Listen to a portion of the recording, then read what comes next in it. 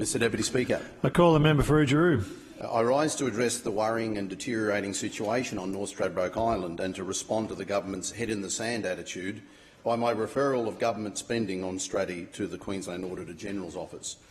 Life in idyllic Straddie has become more dysfunctional in recent years, with things like the surf school children being turned away from tent camping grounds, low-income families with tent bookings at Easter being cancelled, campers outranged as grounds and beaches are closed, the unpopular development being forced at a pristine part of Point Lookout Headlands, Quandamooka leaders in dispute with the state government having to set up a very public tent embassy to stop an unpopular development at the beautiful Headlands site, closures of popular beach and iconic areas to the public, secret land plans that may involve Chinese government-backed developers, hikes in four-wheel drive beach access fees, mass job losses, cuts to marine infrastructure like the Howard Walker Jetty in Dunwich, and cuts to funding to the Chamber of Commerce and more.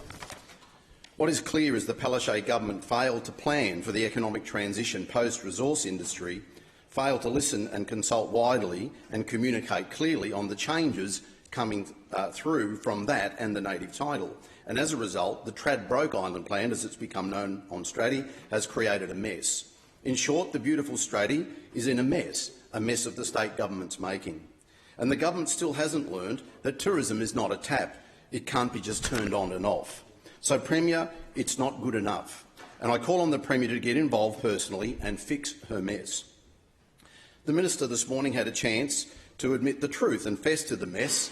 However, in question time, when I asked Environment Minister Scanlon a question from the latest government grants, around the $22 million of taxpayer-funded grants being paid to QYAC, and what the taxpayers were getting for this large amount of public monies.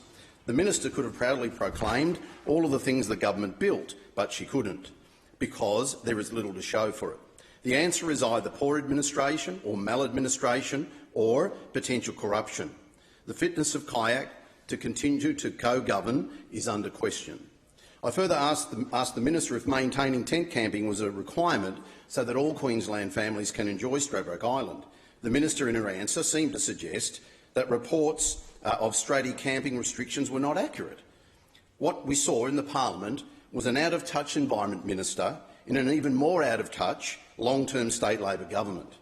The Minister could have owned up that, like the government's child protection system is broken and needs fixing, that the government's plan for Straddie is in a mess and needs cleaning up, with a commitment to do it better and different, to clean up the mess they made. Instead, the Minister stuck her head in the sand, no pun intended, but it isn't Straddie sand, because if it was, she would have been close enough to hear the shouting of Straddie locals through the sand for this government to start listening to them. The Minister, in her answer, also mentioned the investigation by Audit, the federal investigation, she called it an investigation, into the finances of QYAC. After calling it an investigation, she then contradicted herself and downgraded it to a routine examination with the impression that there is nothing to look at. Mr Deputy Speaker, it would be a pity if the Audit audit was kept to very narrow terms of reference, as the Minister wants, and as a result of the narrow scope itself, if they found nothing. I can only hope that the Audit investigators will allow all of the financial information, especially from the Queensland hearings in 2020, all of the financial facts to be looked at. So it was interesting that the Minister talked down the Audit audit. Was she hoping to intimidate the State Auditor General to stay out of it in case he investigates and finds something? The government obviously would fear the Auditor General independently looking at the claims by Quandamooka leaders and other community leaders of a lack of outcomes for massive millions invested through QYAC and in QYAC's performance, and claims of financial irregularities. Can I note that when these questions have been asked and financial documents produced, the former QYAC CEO denied all claims and then, surprisingly and without warning, resigned and left his post at a critical time? Was he running when the axe was about to fall? There are many questions being asked by Quandamooka leaders about the operations of QYAC, but no one providing detailed answers, just glib denials. The CEO came out of hiding today and made a dismissive statement, said it was just muckraking. Well, CEO, it's not muckraking, but if anything, we're cleaning up your muck. So, Mr Deputy Speaker, the government refused to act, so I have.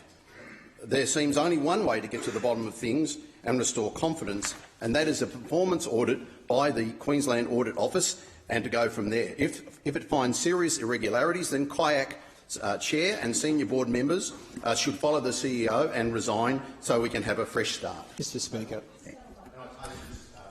Mr. Speaker.